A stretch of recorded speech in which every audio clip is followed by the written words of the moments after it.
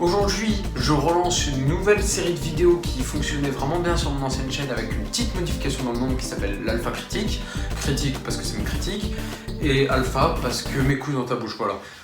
Alors je vous préviens viteuf, mais la série que je vais vous présenter aujourd'hui vient de sortir sur le Netflix Jap. Donc à moins que vous ayez NordVPN ou que vous ayez aucunement peur de choper 45 000 malware en allant sur des sites chelous, bah normalement vous ne l'avez pas vu. Donc je mettrai un lien en dessous de cette vidéo pour les personnes qui voudraient la voir parce que je vous le conseille et c'est un peu mieux de savoir de quoi je veux parler. Après, avoir risqué péril, c'est pas de ma faute si vous chopez une baisse de framerate de 400%. Bref, commençons.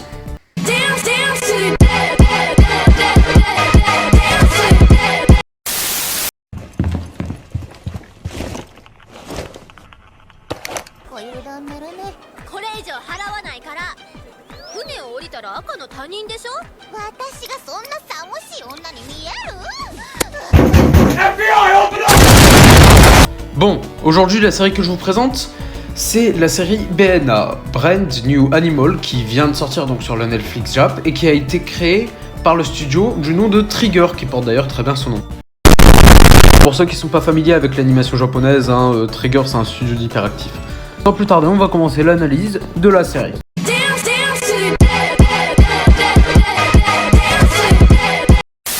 Déjà, de par la scène d'introduction, on peut voir quelques trucs importants. Dans ce monde, il y a une espèce qui s'appelle les hommes-bêtes, qui est victime de discrimination. Et justement, par rapport à ces discriminations, il y a une ville qui a été créée spécialement pour accueillir les hommes-bêtes, et qui existe depuis 10 ans. Cette ville fête donc ses 10 ans. Ça peut ressembler comme ça un peu à Black Mirror, mais bon, dès que tu regardes les yeux du personnage principal, tu comprends tout de suite que t'es dans un manga. D'ailleurs, en parlant de personnage principal, comme il se cache sous une capuche, on va voir à quoi il ressemble.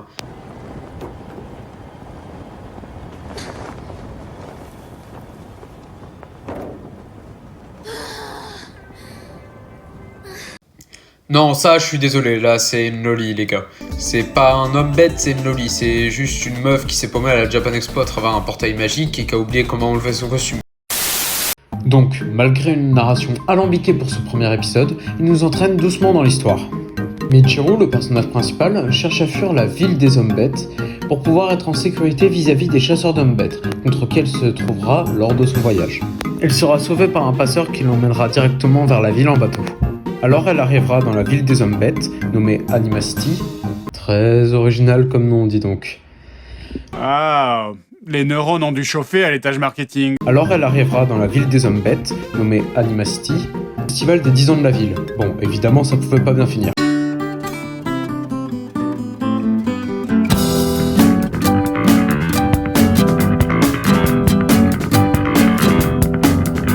Elle va alors se retrouver mêlée par un homme bête loup dans un affrontement contre les hommes bêtes ayant gâché le festival, en mettant une bombe à l'intérieur d'un pilier.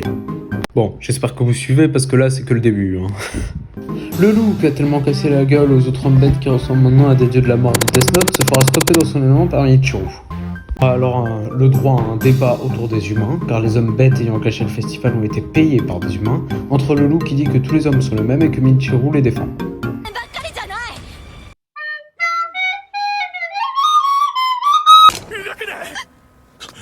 Bon, après, les défendre, voilà, on sait pas trop pourquoi. Mais c'est là que le twist de l'histoire arrive. En réalité, Michiru est devenu un homme bête, un an avant, et a toujours été un humain. Elle cherche donc à retrouver justement sa forme originelle, celle d'un humain, en s'introduisant à l'intérieur d'Anima City pour comprendre comment et pourquoi est-ce qu'elle a chopé une maladie qui la transformera en homme bête. C'est tout pour la narration, passons maintenant à l'analyse.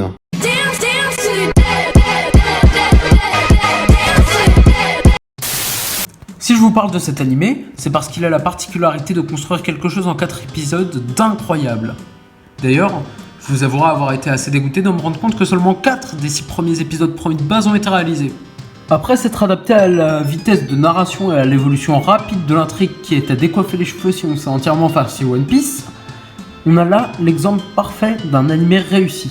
Une intrigue prenante, des personnages intéressants, des OST très sympas et une narration à la Kekai Sensen. Pour les faux, Kekai Sensen est un manga et animé qui, au lieu de se centrer sur une seule quête, part dans tous les sens avec des persos très différents et attachants, mais un style de narration qui ne plaira pas à tout le monde cependant. Aussi, on sera surpris de se rendre compte que le but ultime de Michiru sera atteint dès le 4e épisode. Et si on accroche réellement, ce n'est pas choquant, parce qu'on sait que dans très peu d'épisodes, elle arrivera à ses fins. On sait aussi que dans très peu de temps, à l'échelle du manga, la situation va se restabiliser. Mais l'anime nous laisse comprendre que ce dernier va carrément aller beaucoup plus loin. C'est donc un anime qui aurait dû être juste sympa et divertissant, mais par je ne sais quelle magie vaudou, a conquis tout son public. Passons à la note.